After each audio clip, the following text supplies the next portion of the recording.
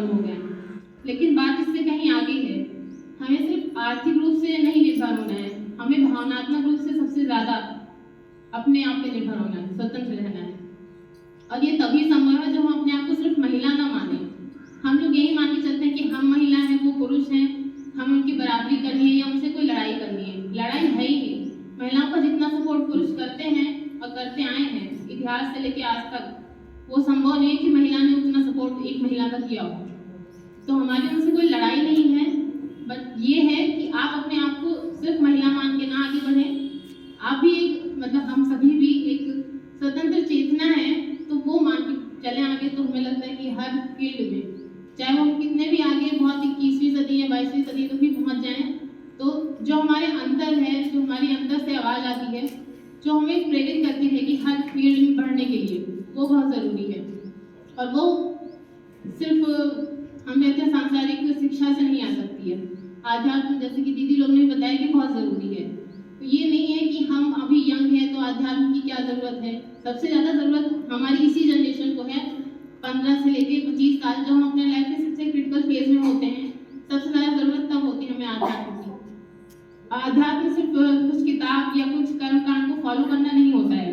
आध्यात्म होता है आप खुद को कितना बेहतर जानते हैं, आप खुद को एक सिर्फ शरीर मानते हैं कि हाँ आप एक स्त्री देह में पैदा हो गए तो आप अपने जीवन पर्यंत जो समाज ने कुछ आपको कर्तव्य बता दिए वही फॉलो करते रहेंगे, या उससे इतर ये भी मानेंगे कि आप भी उन्हीं पुरुष या जिनको आप अपना आइडियल मानते हैं उनकी तरह आप में भी वो काबिलियत है कि आप भी उस मुकाम तक पहुंच सकते हैं।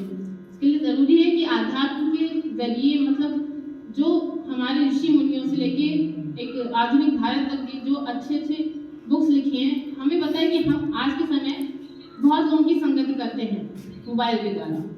हम इस समय भले ना मिले लोगों से, लेकिन मोबाइल हमारे पास हर समय रहता है। 24 घंटे में 12 घंटे हम मोबाइल के साथ रहते हैं। तो उसके साथ हम क्या कंज्यूम कर रहे हैं, यही हमारी संगत बन गई है आज। और ये एक दो-धारी तलवार है।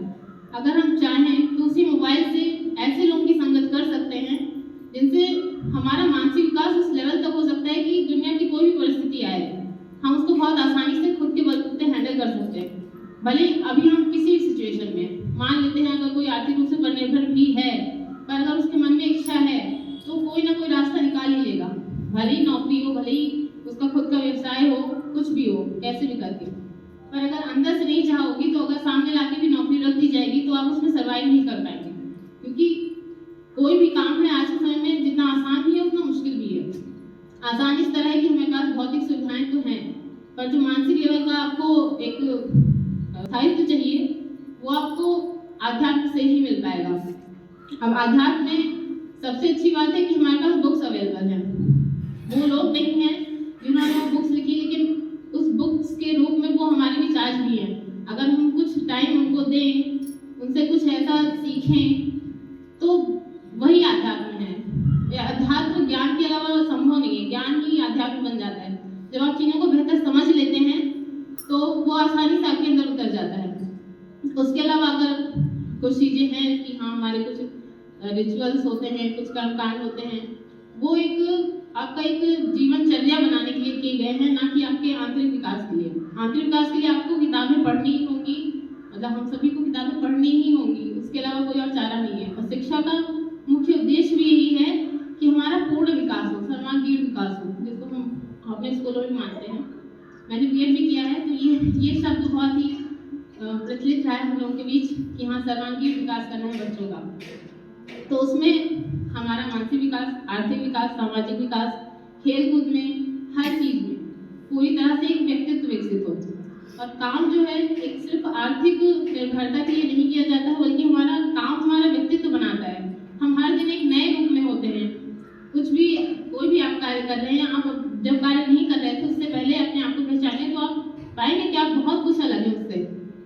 तो ये ज़रूरी है कि हम अपने काम को सिर्फ एक आय का साधन ना माने, क्योंकि वो आय आ भी जाएगी तो आपको ये समझ विकसित करनी है कि उसे खर्च कहाँ करना है, कैसे किन चीज़ों पे खर्च करना है जिससे आपका और विकास हो, ना कि वो बस फिजूल खर्ची में व्यय हो जाए।